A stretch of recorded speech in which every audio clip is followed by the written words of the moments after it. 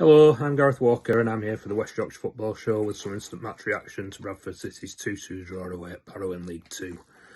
Disappointment, really, to only draw 2-2, but also relief to get it back to 2-2 scoring so late. So a mixture of feelings, really. I thought the first half we were totally and utterly dominant, should have been in front at half-time, more chances, played the better football, and just that error from Maiden Baldwin just before half-time's totally cost us.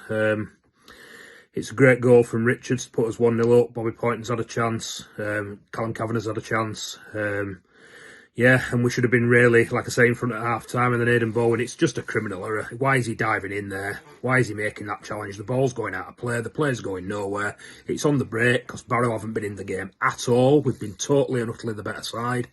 And then he's just dived in, and it's schoolboy error really, and he's an experienced player and he should know better. What will be interesting to see what happens with him, because I remember earlier in the season against Newcastle under-21s, Lewis Richards dived in late in the game, and that was outside the box. It gave Newcastle under-21s a free kick, and they scored an equaliser from the free kick. And Graham Alexander was absolutely fuming, and he dropped Richards for the next game. Well, Aidan Baldwin's an experienced player, and that today is horrendous, and he wants dropping for me, because it's just not acceptable to dive in like that, and he's cost his team.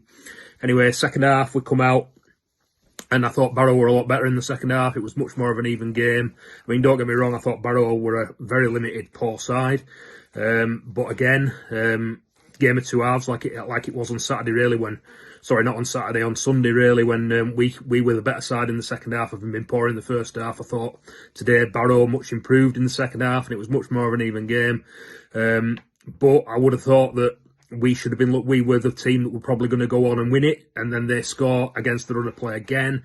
Another long ball forward, and it's a one-on-one. I think it's Aqua, and he puts it through Sam Walker's legs. Again, it's a poor error from the keeper. Why is he getting beat in that manner through his legs to put Barrow 2-1 up? To be fair, Sam Walker probably should have done better with the penalty as well. It looks savable to me. It certainly wasn't a million miles away from him. So yeah, concerns there over Walker and Baldwin in particular. But then, we've responded well, scored a bit of a scrappy goal to equalise. Clark O'Dwyer hadn't been on the pitch very long. Bit of a scramble in the box. First effort, he kind of swings and misses it, and it looks like the chance has gone, but he manages to recover and put it in with the with a second half chance really, and it's 2-2. Probably 2-2, obviously lucky to come out of it with a 2-2 because we scored so late, but relieved as well because we were 2-1 down. But on the whole, it should be a game that we should be looking to win. I think Barrow were 1 win in 12 before today, and we know what happens when we come up against sides on those kind of runs. We always hand them a victory on a plate or give them points on a plate. I think disappointment but relief, a bit of a mixture of feelings. Obviously, the big talking point from today is going to be Andy Cook's injury.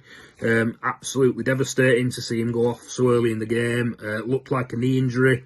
The way that the physio was trying to assess him on the pitch, stretching his leg out. There was no one anywhere near him either. I don't think when he went down, it wasn't like it was a challenge. It was more sort of as he sort of twisted on the turf, and those are always a bit of a worry. But I am led to believe that he walked around the pitch unaided to go down, at half time or to go down the tunnel. So maybe that's a good sign. What we don't want it to be, obviously, is a cruciate ligament, because then he's going to be out for ages. We know we struggle without Cook. We struggle for a goal threat without him, and it'd be absolutely devastating to lose him for any period of time. So we wait to hear what Graham Alexander says about that after the game.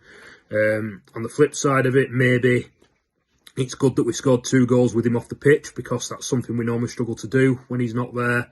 It also might prompt us into going into the transfer market, if we weren't doing already, to bring in a striker, because I thought today Sanderson didn't look up to it at all when he came on, pretty much anonymous. To be fair, the other subs were as well. Apart from O'Dwyer's goal, I thought Jimmy Walker was poor when he came on, and I'm a big fan of Jimmy Walker. So we've got to go into the transfer market to buy a striker. We knew that anyway, but maybe it's more pressing if Cook's going to be out for any length of time. Overall, a 2-2 draw. Good to rescue a point, but disappointing that we've dropped 2, because we were just building up a little bit of momentum. I think the gap now to the Autos is a bit bigger. We're still within touching distance of the playoffs. I think Crewe and Doncaster both scored late today, after the 90th minute to get wins. So gap's a little bit bigger than it was. Grimsby lost at Accrington, so they'll be up for it on Saturday, coming to our place. It's a game that we need to win to get back on track. And like I say, make sure that we don't lose touch with those autos and those playoff places. But yeah, mixed feelings after the game today. 2-2 draw, onwards and upwards with the West Yorkshire Football Show.